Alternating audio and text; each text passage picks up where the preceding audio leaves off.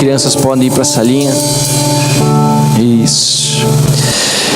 Pediria que você abrisse a sua Bíblia em Mateus capítulo 6. O ano passado, tirando as datas festivas, nós começamos uma pequena série de mensagens intitulada Falsos Deuses. Falamos a primeira vez sobre o mais terrível de todos os falsos deuses que nós temos que enfrentar diariamente. O ídolo que nós guardamos dentro do nosso coração, as 7 chaves, e que fingimos que não existe, mas que precisa ser combatido diariamente para que nós possamos ter realmente uma vida com Deus. É aquele que nós vemos quando estamos diante do espelho. O pior de todos os falsos deuses é aquele que nós olhamos quando nós estamos diante do espelho. Somos nós mesmos. É o nosso ego, o nosso orgulho, a nossa soberba, e isso é mortal. E hoje eu gostaria de continuar nessa série de mensagens, a falar sobre os falsos deuses. E pelo porquinho, você já deve imaginar que hoje nós vamos tratar sobre dinheiro. Dinheiro. O segundo ídolo mais destruidor e o segundo falso deus mais terrível, com o qual eu e você temos que combater todos os dias, é o amor pelo dinheiro. O amor pelos bens, pelo lucro, é a ganância. Gostaria que você abrisse a sua Bíblia em Mateus capítulo 6, versículo de número 24. Nós vamos ler apenas o 24, mas eu gostaria que você em casa lesse desde o 19, onde Jesus está ensinando um pouco sobre essa questão de riquezas. Mas nesse primeiro momento vamos focar no 24. Diz assim a Escritura Sagrada, em Mateus capítulo 6, versículo 24. Ninguém pode servir a 2 senhores, pois odiará um e amará o outro. Será dedicado a um e desprezará o outro. Agora, olha o alerta. Vocês não podem servir a Deus e ao dinheiro. Vocês não podem servir a Deus e ao dinheiro. Essas palavras foram ditas por Jesus durante o Sermão da Montanha, o tão famoso Sermão da Montanha, capítulos 5 e 6 de Mateus. O Sermão da Montanha contém as leis e as regras do reino de Deus, a forma como o céu funciona. São as palavras mais importantes de Jesus. E dentre essas palavras importantíssimas, o Senhor quis nos dar um alerta. Um alerta para que a gente fique esperto, arregace as mangas e saia ao combate contra esse ídolo que tem destruído a vida de milhões. A Bíblia, nesse texto de Mateus 6,24, algumas traduções não trazem dinheiro, trazem um nome, Mamon. Alguém tem aí tradução? O Renato tem. Mamon, como alguns traduzem como dinheiro, na verdade não é bem dinheiro. A raiz dessa palavra mamon, o significado mais puro dessa palavra é depositar confiança sobre isso. O que o texto está querendo dizer é o seguinte: você não pode depositar confiança sobre o dinheiro. Ele não pode ser o seu Senhor. Ele não pode ser o seu Deus.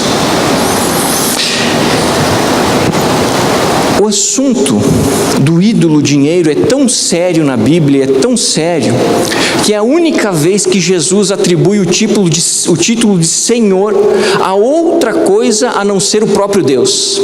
Jesus nunca chamou ninguém de Senhor a não ser Deus. Mas aqui em Mateus 6,24 ele diz assim: vocês não podem servir a 2 senhores.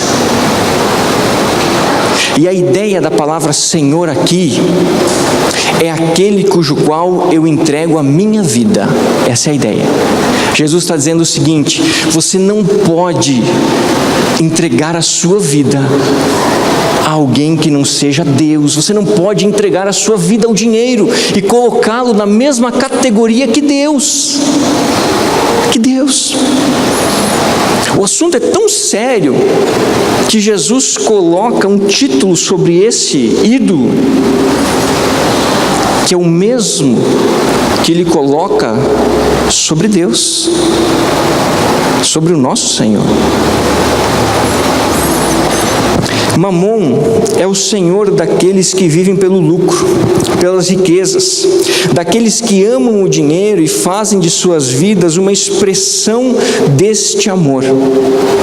Pessoas ávidas pelo lucro, que têm apenas um desejo no coração: eu quero mais, eu quero isso, eu quero aquilo, eu preciso disso, eu preciso daquilo. Eu serei feliz se eu tiver aquela casa, eu serei feliz se eu tiver aquele salário, eu serei feliz se eu conseguir aquilo, eu serei feliz se andar com aquele sapato, eu serei feliz se andar com aquela calça, eu serei feliz se as pessoas olharem para mim e verem não quem eu sou, mas o que eu tenho, o que eu tenho. Essas pessoas são escravas de Mamon, são escravas do Deus dinheiro, do falso Deus dinheiro. Há poucas coisas na vida que exercem tanta influência sobre os seres humanos quanto o amor ao dinheiro.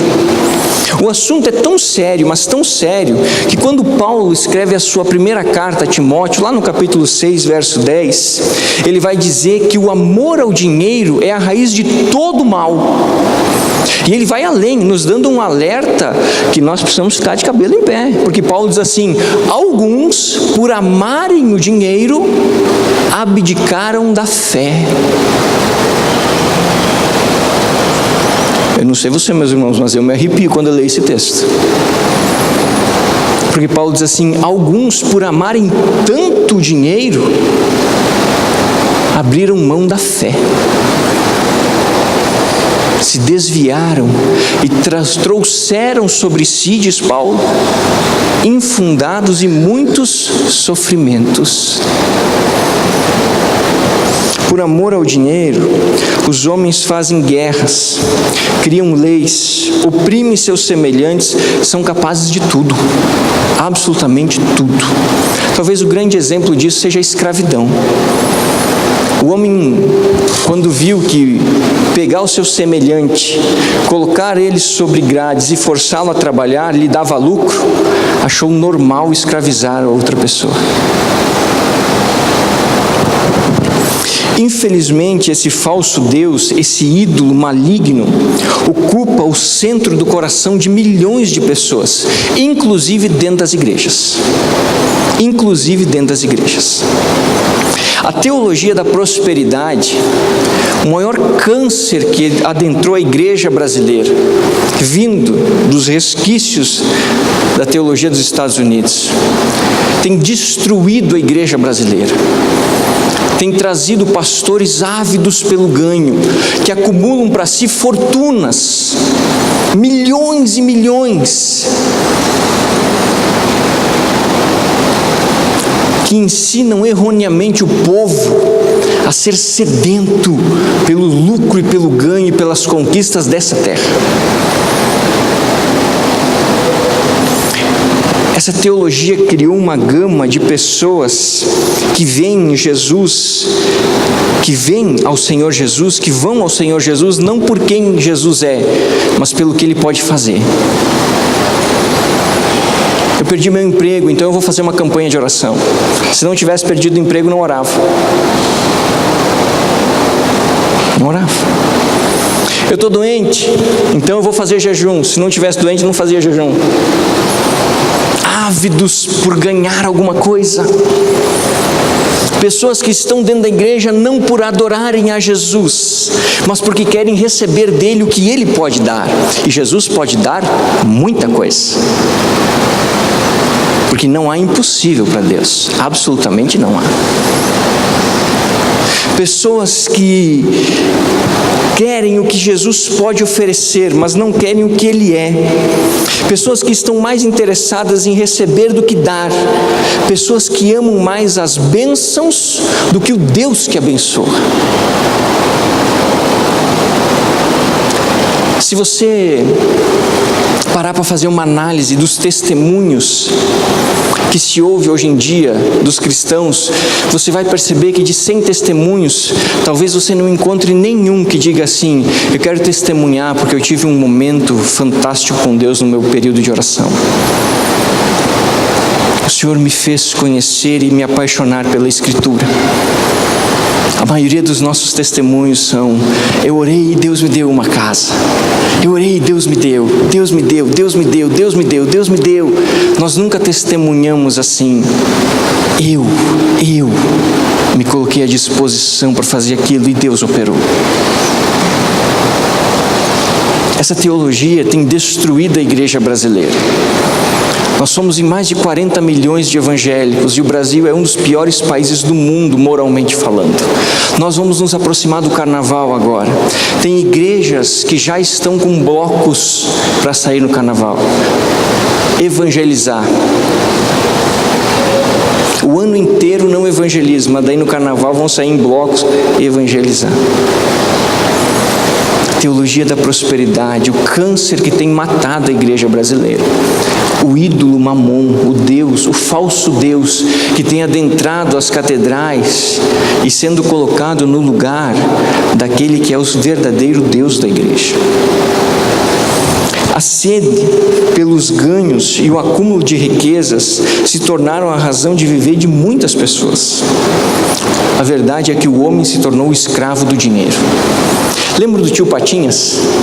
Não sei aqui quantos assistiram o Tio Patinhas. Eu li os gibis. O Tio Patinhas era um pato e ele era muito pobre no começo da sua vida. E ele tinha uma moedinha de 1 centavo, a primeira moedinha que ele ganhou de 1 centavo. E ele guardou aquela moedinha, e ele fez fortuna. E a fortuna dele era tão grande que ele construiu uma caixa forte em cima de uma montanha, de um morro. E ele encheu aquela caixa forte de moedas de ouro. E todo dia ele ia naquela caixa forte, e tinha uma portinha só para entrar, porque tinha os irmãos metralha que queriam roubar o dinheiro dele. E ele guardava aquela caixa forte. E ele chegava naquela caixa forte, tinha uma dessas, não sei como é que é o nome para pular na piscina, assim, trampolim. Desse trampolim, e ele ia lá só de calção, né, sem camisa, e ele pulava nas moedas de ouro, e ele nadava, e eu lembro que ele nadava de costas, e ele assoprava as moedas para fora. Mas o engraçado é que o Tio Patinhas não gastava 1 centavo do que ele ganhou, porque ele tinha amor ao dinheiro, e mesmo sendo milionário, ele não queria comprar um sorvete para os sobrinhos dele, porque ia gastar dinheiro. Tem muitos filhos de Deus que hoje vivem assim, escravos do metal, escravos de Mamon. Em seus corações são como o Tio Patinhas. Olham para suas contas bancárias, para a força do seu braço, para a sua carteira e se encantam. Não conseguem perceber que foram enrolados na teia do falso Deus dinheiro e que estão se distanciando de Deus, estão presentes na igreja, mas longe de Deus. Nós precisamos entender que o amor ao dinheiro é perigoso. Eu queria fazer pelo menos uns esclarecimentos. Primeiro, o problema não é você ter dinheiro. O problema é o dinheiro ter você. Não há nada de errado em você ser milionário.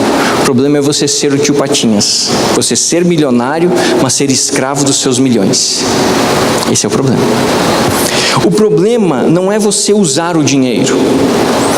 O problema é amar e ser usado pelo dinheiro.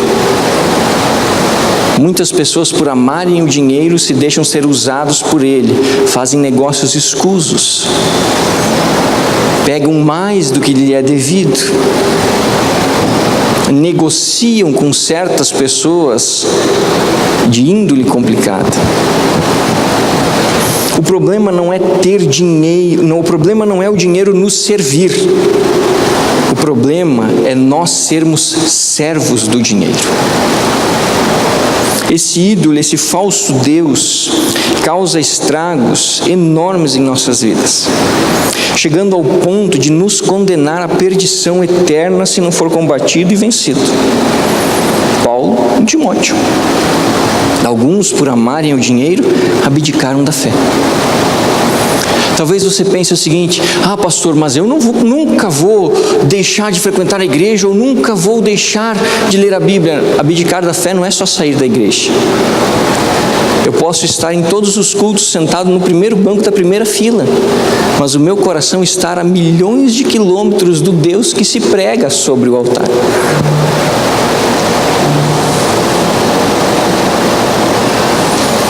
Porque abdicar da fé não é sair da igreja, mas é trocar no trono do nosso coração quem senta. Isso é abdicar da fé. Se no trono do meu coração eu coloco a mim mesmo, eu estou abdicando da fé, porque eu estou colocando o Espírito Santo para depois. Se no trono do meu coração eu coloco o dinheiro, eu estou abdicando da fé. Se no trono do meu coração eu coloco meus filhos, minha esposa, eu estou abdicando da fé, mesmo estando dentro de uma igreja. Nós precisamos entender o mal que o amor ao dinheiro faz. 3 coisas rápidas. Em primeiro lugar, ele é mentiroso. Mentiroso. Quem ama o dinheiro confia em algo enganoso e vai se frustrar. Lucas capítulo 12, versículo 13 ao 21, Jesus conta uma parábola. A parábola do rico insensato. Jesus diz que tinha certo homem, agricultor, e 1 ano ele trabalhou, se dedicou, e o resultado do trabalho dele, da colheita, foi algo assim extraordinário, a ponto de os celeiros onde ele guardava a colheita não caber tudo lá dentro. Então ele faz um plano, ele diz assim: bom, eu vou derrubar os celeiros que eu tenho, eu vou construir outros maiores e vou enchê-los. E ele faz isso. E aí quando ele faz isso, a parábola diz que ele fala para si mesmo: puxa vida, agora está tudo bem, pois eu tenho muito dinheiro, eu posso descansar. E aí Jesus finaliza a parábola dizendo assim: tolo, hoje mesmo lhe pedirão a sua alma. Jesus está nos ensinando que nos momentos mais importantes da nossa vida, o dinheiro não pode fazer nada por nós. Absolutamente nada. Ele é um grande engodo, um grande enganador. O dinheiro traz uma falsa sensação de segurança, um enganoso sentimento de que tudo está bem e continuará assim, pois nós temos recursos. Mas isso é um grande engano. Diante das maiores dificuldades da vida, o dinheiro não pode nos ajudar. Vou citar 3. Uma doença incurável. Lembram, quando eu estava escrevendo o sermão, quando eu escrevi esse tópico, eu me lembrei do cantor Leandro. Lembra daquele da dupla Leandro e Leonardo? Eu ia cantar uma música, agora eu me lembrei. Cleiton, como é que é uma música do Leandro e Leonardo? Tu que, entendeu? O Edson conhece bem. Então, Edson, tu que era bailante, né? É o amor, era do Leandro e Leonardo a música, né? Esse era um cara jovem, com muito dinheiro. Eu lembro que quando ele ficou com câncer, ele se tratou nos melhores hospitais do Brasil. E quando o negócio não estava dando certo, ele foi para os melhores hospitais dos Estados Unidos. Ele tinha dinheiro para isso. Mas qual foi o resultado? Não adiantou. Ele morreu. Porque na hora da decisão, na hora do fim da vida, o dinheiro não pode prolongar 1 segundo sequer a nossa existência. Ele não tem esse poder. Ele não pode fazer nada. Eu posso ser o homem mais rico do mundo. Se Deus determinou que hoje, às 10 da noite, o Cristiano vai morrer, às 10 da noite eu vou morrer com os meus bilhões ou com os meus 0 centavos. Independente de hospital, o que for. O dinheiro não pode me ajudar. Outra área que o dinheiro não pode me ajudar: um problema familiar. Quando eu tenho um problema familiar, os meus milhões não me servem de nada. Os meus grandes e voluptuosos bens não me servem de nada. Quando um filho se ressente com um pai, o dinheiro não ajuda em nada. Eu posso ter muito e ser infeliz. Eu lembro de um homem uma vez que eu fui atender, e ele me chamou para conversar, e nós fomos conversar. Um homem bem sucedido. E o começo da conversa foi assim: ele sentou na minha frente e ele começou a chorar. E ele disse assim: eu tenho tudo, não me falta nada, mas eu não sou feliz. Eu não sou feliz. E ele chorava como uma criança. Outra área que o dinheiro não pode nos ajudar quando chega: as crises existenciais. Quando você não está bem com você mesmo, você pode ter bilhões, você continua mal com você mesmo. O dinheiro não te ajuda em nada. Você pode comprar. Eu vou comprar isso para aliviar meu coração, eu vou comprar aquilo, eu vou comprar aquilo. Você fica com um monte de bugiganga e com o mesmo vazio no coração, do mesmo jeito. Porque o dinheiro não pode fazer nada. Não pode fazer nada. Quem deposita a sua confiança no dinheiro está colocando a sua vida em cima da neblina. No primeiro raio de sol da vida, vai embora. Some-se. O dinheiro é mentiroso. A vida nunca pode ser vista pelos olhos do dinheiro, porque senão eu vou ter uma vida infeliz. Segunda coisa perigosa que o dinheiro pode fazer: ele rouba o tempo. Ele é ladrão do nosso tempo. Quem ama o dinheiro perde seu tempo correndo atrás do vento. O escritor de Eclesiastes, no capítulo 5, verso 10, diz que quem ama o dinheiro jamais terá o suficiente.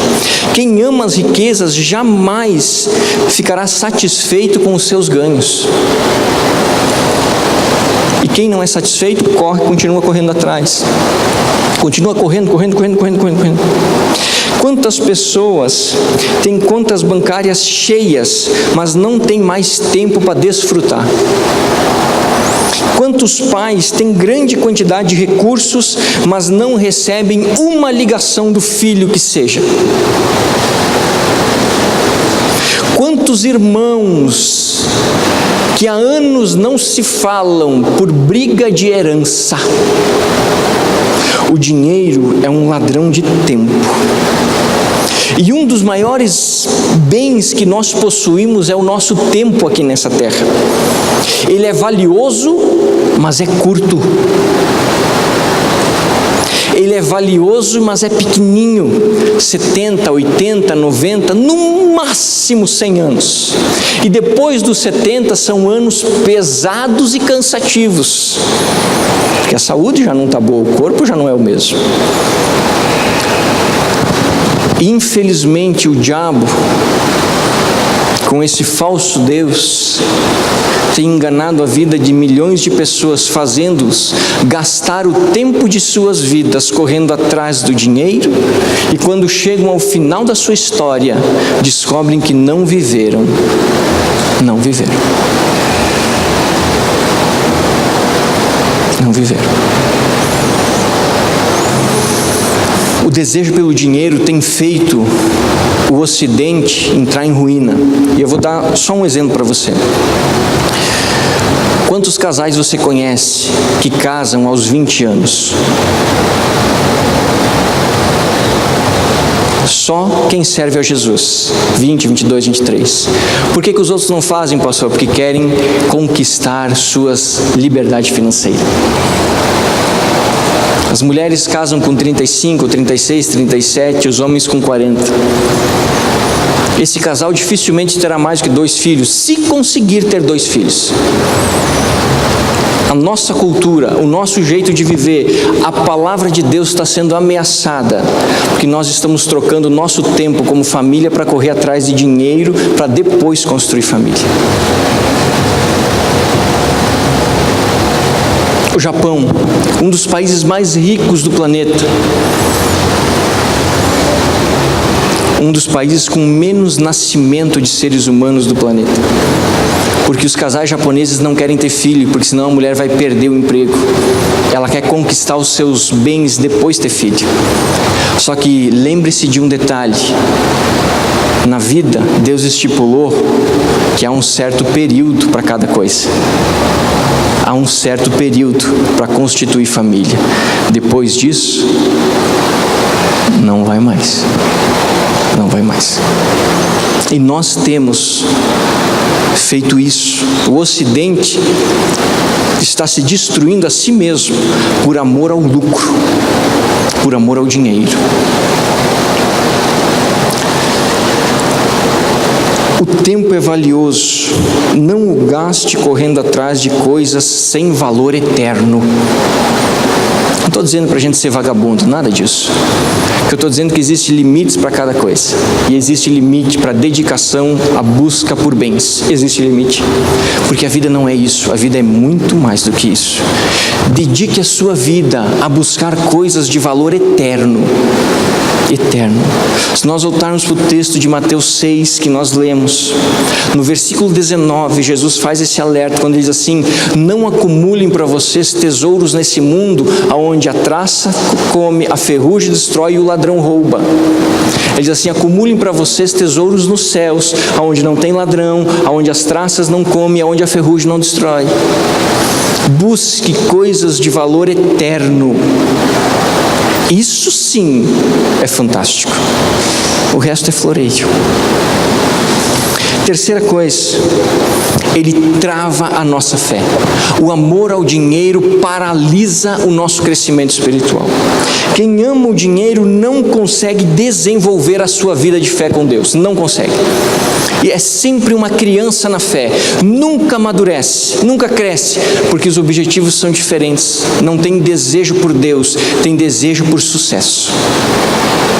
E toda a sua dedicação não está em buscar ao Senhor por desejar ao Senhor, está em buscar o que se pode ganhar nessa terra. Uma promoção, um diploma a mais na parede, um carro diferente ou 2 carros, uma casa de 2 andares, 3 ou 2 casas. O amor ao dinheiro bloqueia a nossa fé.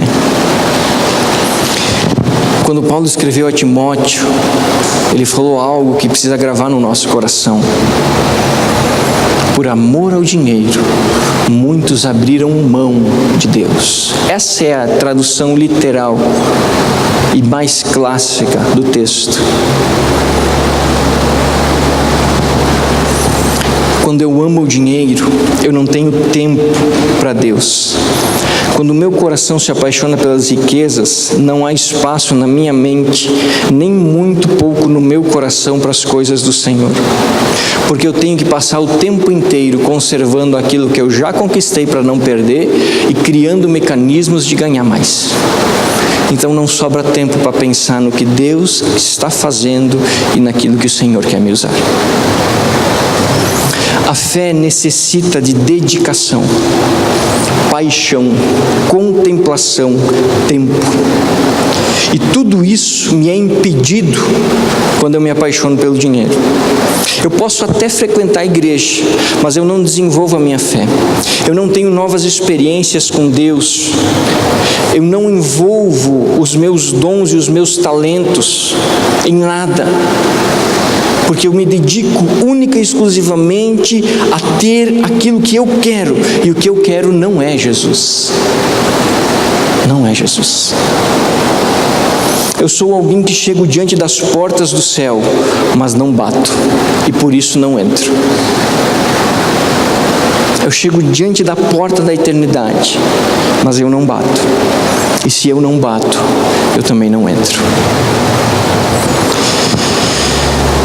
Jesus teve um encontro uma vez com um jovem que se aproximou dele e fez uma pergunta maravilhosa.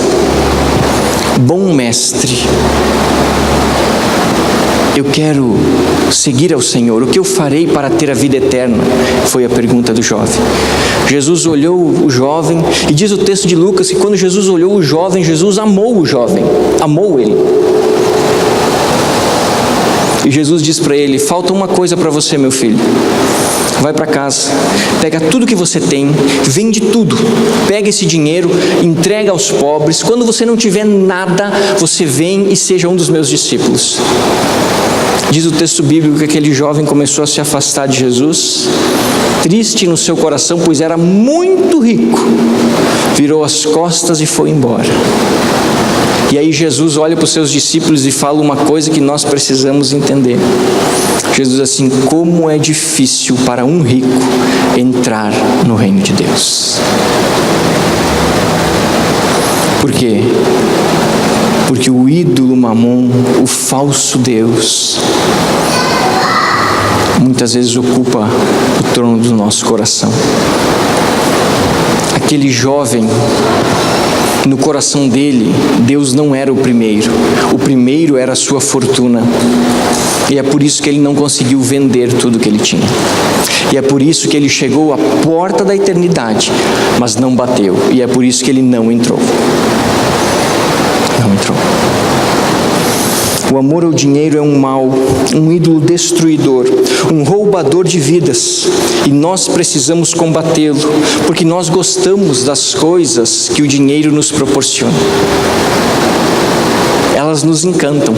E se nós não cuidarmos, nós somos levados a destronar Jesus e a colocar Mamon no lugar.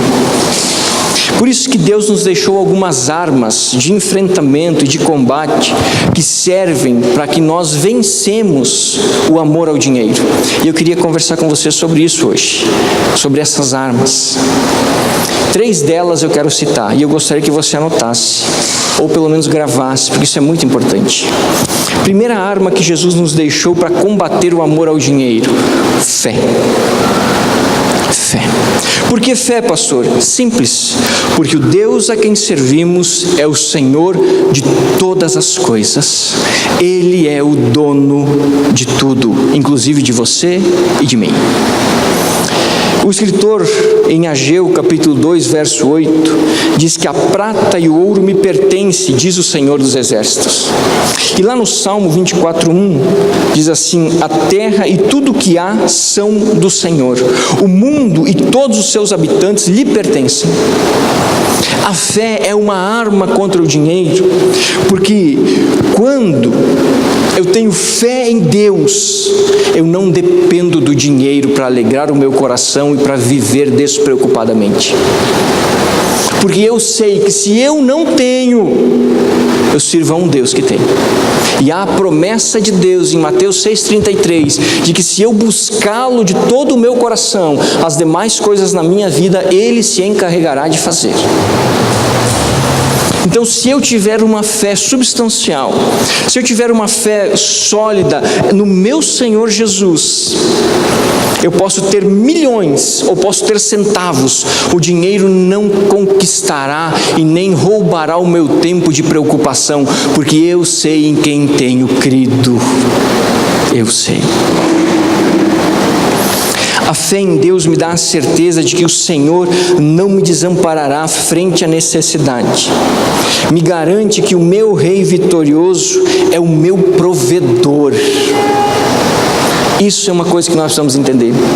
Às vezes nós achamos que o nosso sustento vem da força do nosso braço, na nossa dedicação ao trabalho. Não, não vem. Aquilo não é provisão. Aquilo é provisão, aquilo não é o provedor.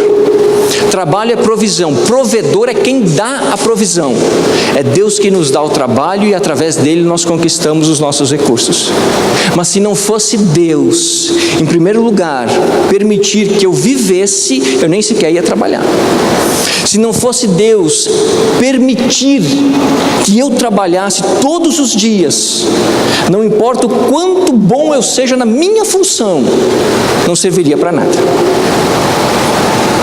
O meu provedor não é exceto Jesus Cristo.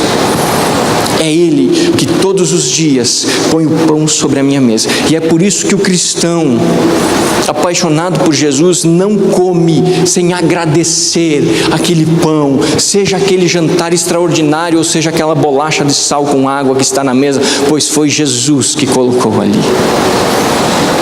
Não foi a minha força nem o meu salário, foi o meu Senhor que cuida de mim. Fé. A fé sólida, robusta, me permite ter milhões e não ser apaixonado pelo vil metal. A fé me faz ver além do real, me faz contemplar o cuidado de um Deus bom que me garante o sustento. que sabe das minhas necessidades e que prometeu me auxiliar. Como igreja, nós somos o grande exemplo disso, irmãos. Uma igreja pequena, numa cidade pequena, no interior de uma cidade pequena. Nós temos visto o que Deus pode fazer na questão financeira e em tantas outras, mas estamos hoje falando sobre questão financeira. Você está sentado num lugar que não foi providenciado por nós, mas foi providenciado por Deus. As cadeiras onde você senta não foram providenciadas por nós, foram providenciadas por Deus. Aquela Kombi que está lá fora, nosso xodó a partir de hoje, né? Foi o Senhor que nos deu. É engraçado, é divertido, mas até nisso nós vemos o cuidado de Deus. Ano passado, eu estava, às vezes eu venho na igreja só para caminhar, quando não tem ninguém. Eu dou uma caminhada no meio aqui, fico orando pelas cadeiras e fico pensando. Porque ano passado eu estava matutando assim, pensando, de repente eu pensei, vou comprar uma Kombi. Essa igreja precisa de uma Kombi. Essa Kombi vai ajudar os jovens e vai ser muito bom para missões. Nós precisamos de uma Kombi. Eu comecei a pensar, quanto é que custa uma Kombi? Eu achava que custava barato, 3, 4 mil. Meu irmão, se vender meu carro, não compro uma Kombi. Quando eu subo do preço, eu já comecei a ficar meio preocupado. Eu disse, eu quero comprar Kombi, eu não tenho dinheiro. Eu comentei com a Bruna, aí comecei a orar. Eu disse, o senhor podia nos dar uma Kombi. Nós precisávamos de uma Kombi para os jovens, buscar os jovens, levar aí para retiro, para cá. O senhor podia nos dar, a gente ia adesivar a Kombi, ia ficar bacana, o senhor podia nos dar uma Kombi. E comecei a conversar com os irmãos, conversa com um, conversa com o outro, contando o sonho. Isso também é uma coisa que nós precisamos aprender, irmãos. Muita gente diz assim, não conte nada. Por que não? Você não crê que Deus é poderoso? Não, mas aí os outros vão pôr olho gordo. Olho gordo no que, meu irmão? Se Deus quer te dar, o que os outros podem fazer? Compartilhe seus sonhos. Compartilhe seus sonhos. E eu comecei a falar assim, o que tu acha de comprar uma Kombi? Conversei com vários irmãos aqui.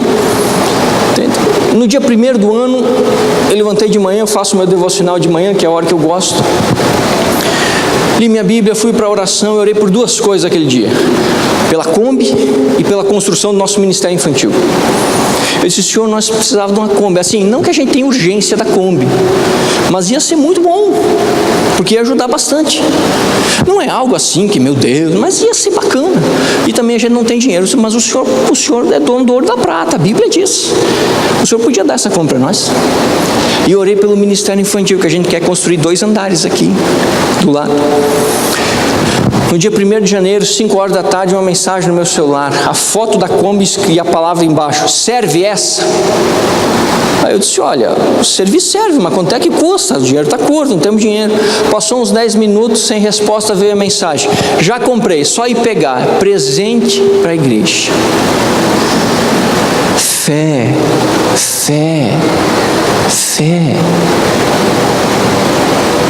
Eu não preciso ter amor a essas coisas.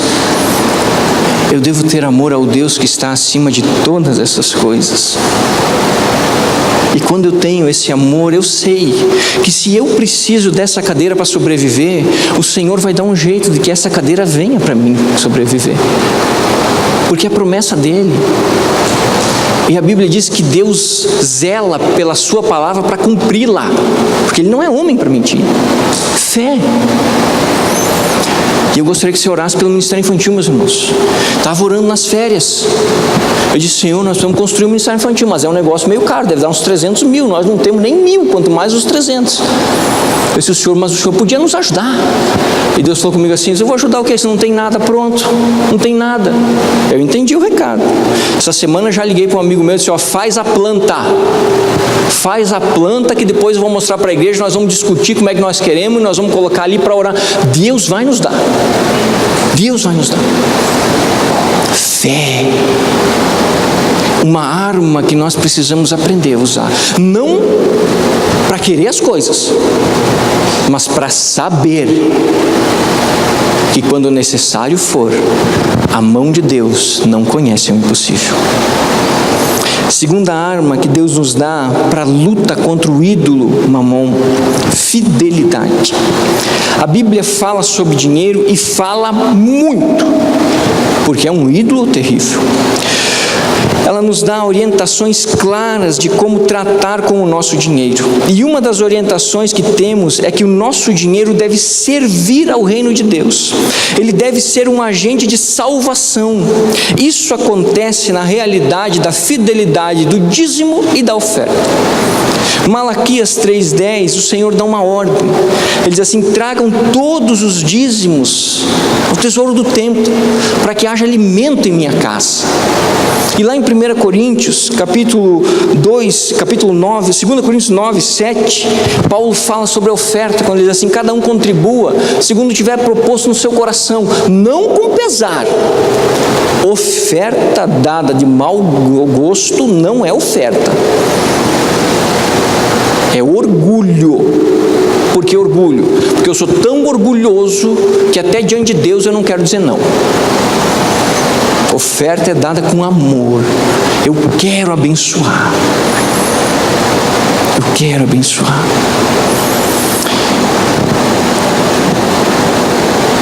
O nosso dinheiro, nos dado por Deus, precisa servir ao reino daquele que nos deu, o reino de Deus.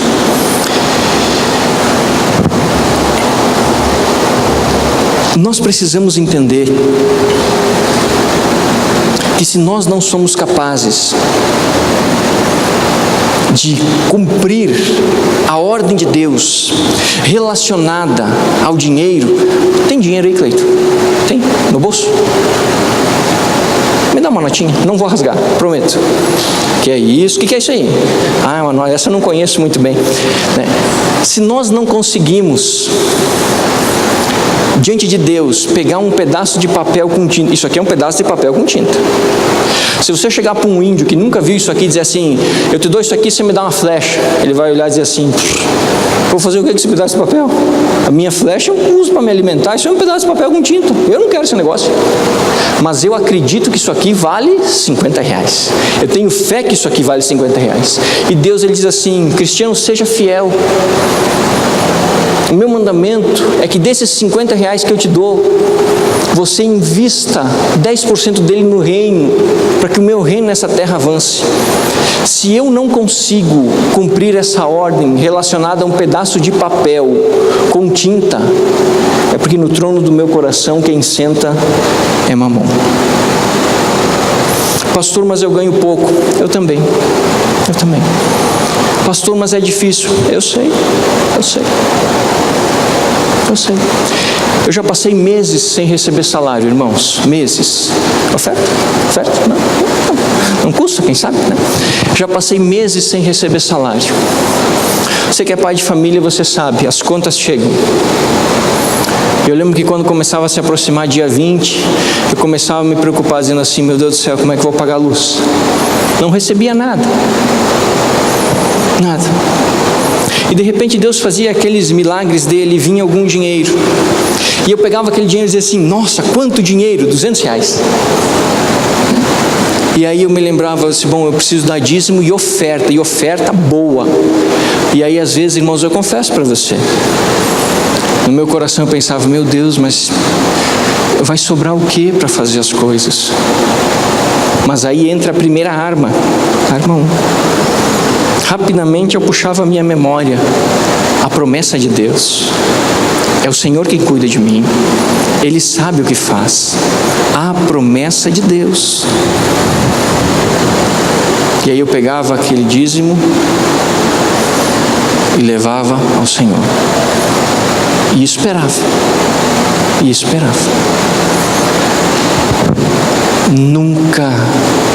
Nunca eu atrasei uma conta, mesmo sem receber salário.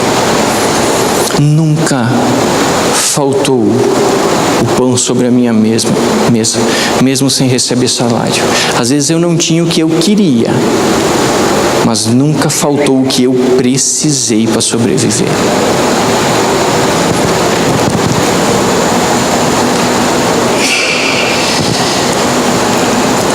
O meu dinheiro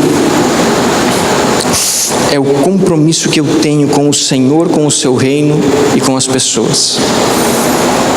É assim que eu preciso entender. Compromisso com o Senhor porque Ele me pede, é um mandamento, e se eu sou o seu servo, eu obedeço o que Ele me fala. Compromisso com o seu reino, porque quando eu invisto no reino de Deus, eu estou investindo em eternidade. Compromisso com as pessoas, porque a grande verdade da questão financeira na igreja, a igreja que é séria, é que cada centavo torna-se pregação do Evangelho. Cada centavo. Cada centavo torna-se salvação de almas. Não enriquece a vida de ninguém, não faz pastores se tornarem milionários, não faz igrejas se tornarem investidoras de bolsa de valores, nada disso. Tudo torna-se pregação do Evangelho. Tudo. E essa pregação do Evangelho, quando chega ao coração do perdido, alcança. E o perdido se converte. E a graça de Deus é derramada. A grande verdade das finanças no reino de Deus é que elas não são valores, elas são vidas. Por isso que a questão do dízimo é uma coisa importante, e da oferta. Porque quando eu retenho o dízimo e a oferta, eu estou matando na outra ponta. Eu estou matando na outra ponta. Não é simplesmente valores, é vida e morte. Quando eu retenho aquilo que Deus me pede, na outra ponta pessoas estão morrendo por causa do meu pecado. Quando eu cumpro o que Deus me pede, na outra ponta pessoas estão sendo salvas, e eu participo dessa salvação porque Deus me dá esse privilégio. Algum tempo atrás, vocês sabem que eu sou secretário de missões do estado, e algum tempo atrás eu pregava numa igreja em Itajaí. E acabar o culto, um jovem, 35 anos, me chamou para jantar. E durante a janta ele me fez uma pergunta, ele disse assim: quanto custa uma igreja durante um ano, pastor? Porque eu preguei sobre a necessidade de abrirmos igreja. E eu disse: olha, joga 2 para cá, 2 para lá, 5 para cá. Eu disse: uns 5 mil por mês, no mínimo. Ele falou assim: um ano eu vou dar. O senhor quer levar os 60 mil hoje? Quer que eu deposite? Como é que faz? Eu disse: não, aguenta aí, companheiro. Eu disse: aguenta aí. Eu disse: nós não tínhamos dinheiro para abrir igreja, então nós não estamos preparados. Você me dá uns 3 meses para mim achar o evangelista, orar sobre a cidade e depois... Então, beleza, pastor. Arrumemos um evangelista, entendi que a cidade era São Bento do Sul, liguei para o cara e disse: ó, companheiro, 90 dias depois, ele já tinha tido tempo para pensar no que ele tinha me falado. Eu disse: companheiro, estou com o evangelista engatilhado e a cidade. E aí, quando é que eu deposito, pastor? Quando é que eu deposito? E nós estamos em São Bento há, acho que 8 meses. Em março nós vamos batizar 11 pessoas. 11. Dinheiro no reino de Deus, quando a coisa é séria, não enriquece ninguém. Dinheiro no reino de Deus, na igreja, é para que o perdido que está lá fora torne-se o salvo que vai entrar aqui dentro. Por isso que é importante você entender, meus irmãos, que dízimo e oferta não é valor financeiro. Dízimo e oferta é morte ou vida. Ou você está trazendo vida, ou você está matando.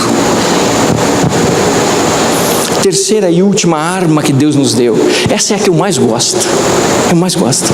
Generosidade. Generosidade. O coração generoso é aquele que mais vai receber bênçãos do Senhor, porque a generosidade é um sinal claro para Deus de que nós estamos prontos para receber o que Ele quer nos dar.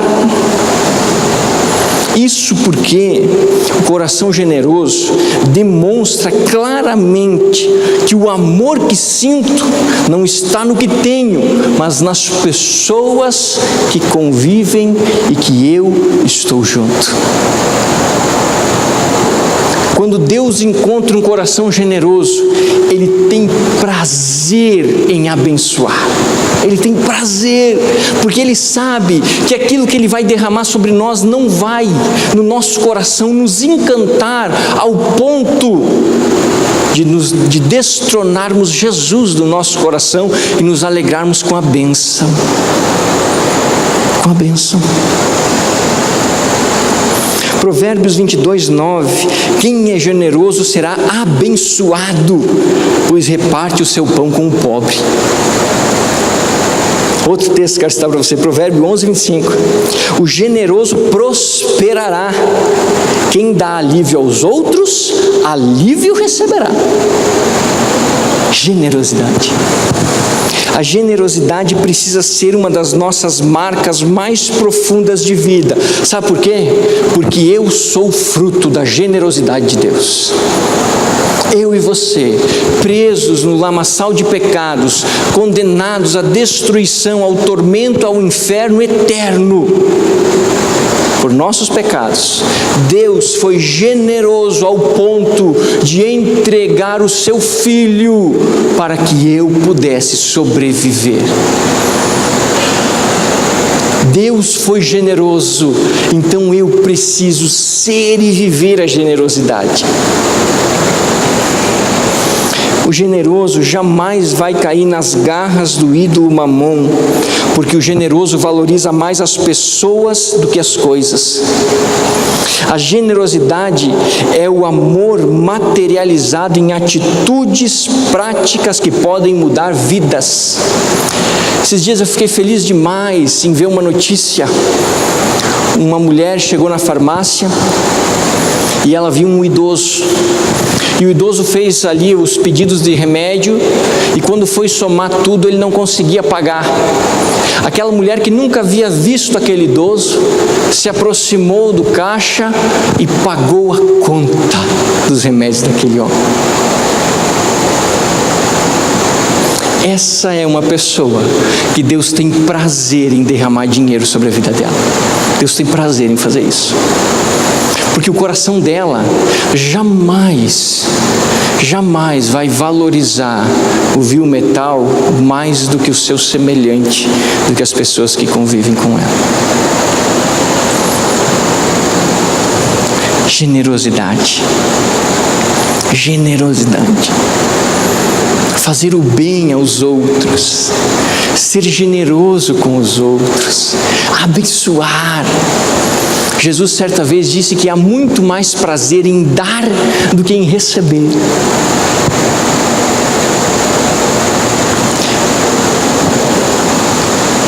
Concluindo tudo, o dinheiro só é um falso Deus na minha vida quando eu o amo. Quando eu me apaixono por ele. Pastor, como é que eu sei que eu sou apaixonado pelo dinheiro? Simples. Observe a sua vida de fé. Quanto você tem crescido?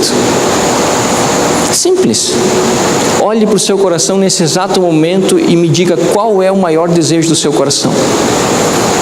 Se a resposta não for Jesus Cristo, talvez você esteja com alguns problemas. E eu também.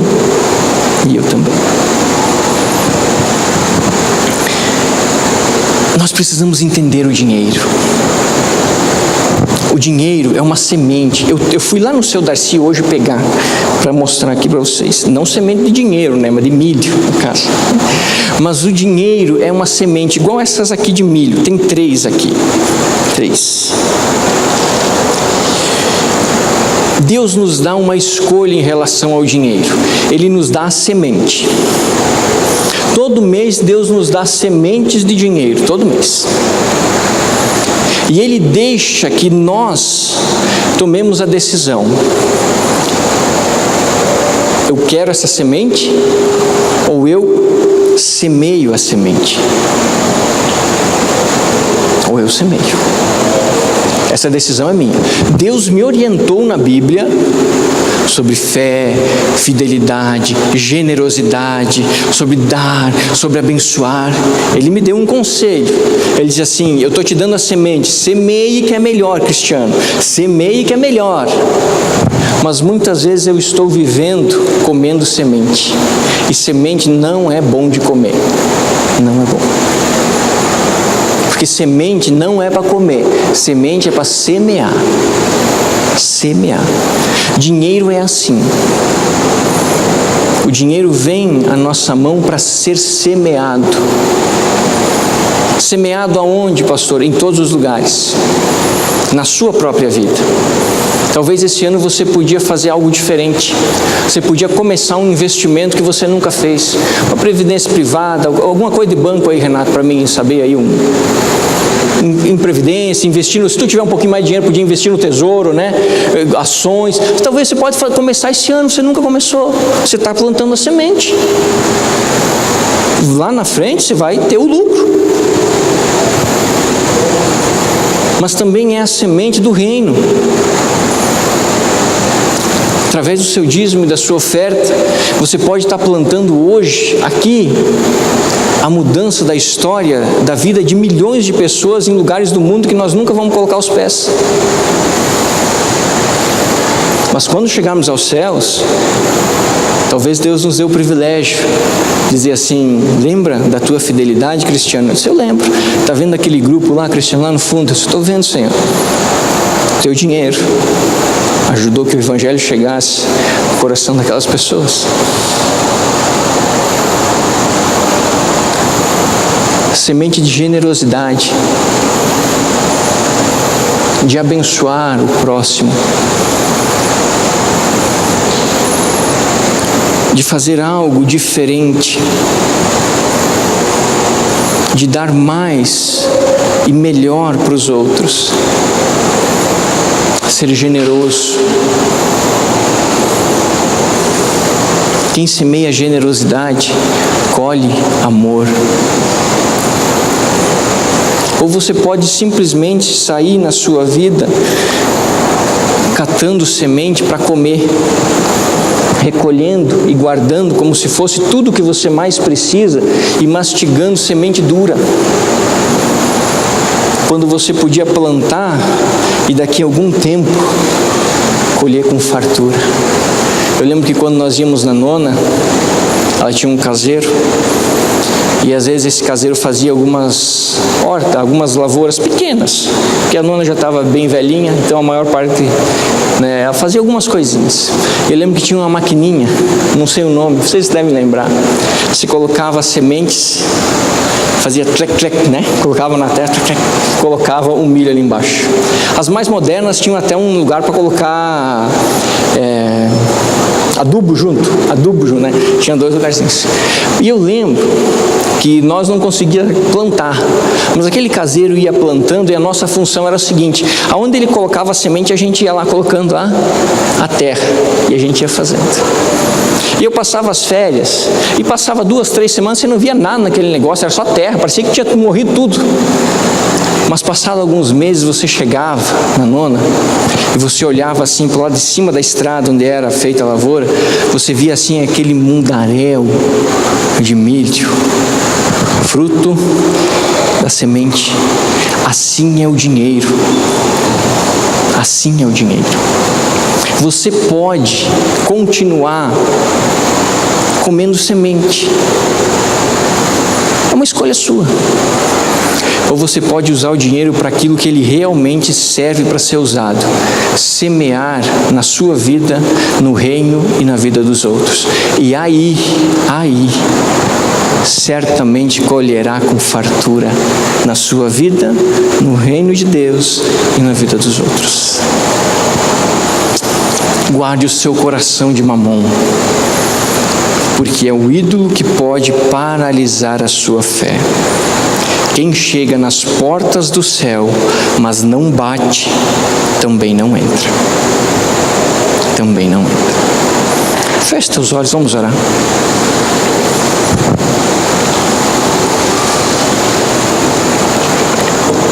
Senhor, Tu que és rico em misericórdia e graça, o nosso provedor. Obrigado. Obrigado, Senhor, porque temos o alimento sobre a nossa mesa. Obrigado porque temos roupas. Obrigado porque temos um teto. Obrigado, Senhor, porque Tu não tens faltado, Senhor.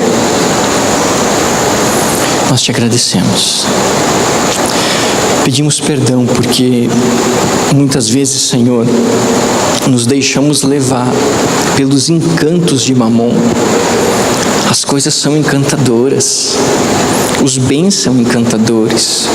Nos perdoa, Senhor, porque em muitos momentos da nossa vida nós estamos amando coisas e usando pessoas para conseguir o que nós amamos. Que vergonha, Senhor, que vergonha. Tem misericórdia de nós. Não permita, Senhor, que no nosso coração Mamon sente no trono. Ao contrário, que ele seja servo dos servos, dos servos, dos servos, dos servos da nossa vida. Porque no trono do nosso coração não há outro a não ser Jesus Cristo, nosso Rei e Salvador. Ajuda-nos, ó Deus. Ajuda-nos muitas vezes a destronar esse falso Deus, esse ídolo maligno e destruidor. Faz-nos entender que o Senhor nos dá o dinheiro para nos servir e não para ser o Senhor da nossa vida. Guarda cada um aqui e eu te peço em nome de Jesus que o Senhor faça prosperar o teu povo. Não, Senhor, para que a gente tenha bens incontáveis, contas bancárias gigantescas, não, mas para que a gente possa investir mais e mais e mais e mais no teu reino, para que a gente possa ir além e além e além e além. Prospera o teu povo, Senhor. Abençoa, Deus. Nós não amamos o dinheiro, nós amamos ao Senhor, pois Tu és o único Deus que nos salvou e nos tem guardado. Nós oramos em nome de Jesus. Amém. Queria finalizar com uma frase que eu achei fantástica, do pastor Hernandes Dias Lopes. O dinheiro é um excelente servo, mas um péssimo patrão. É um excelente servo, mas um péssimo patrão. Amém.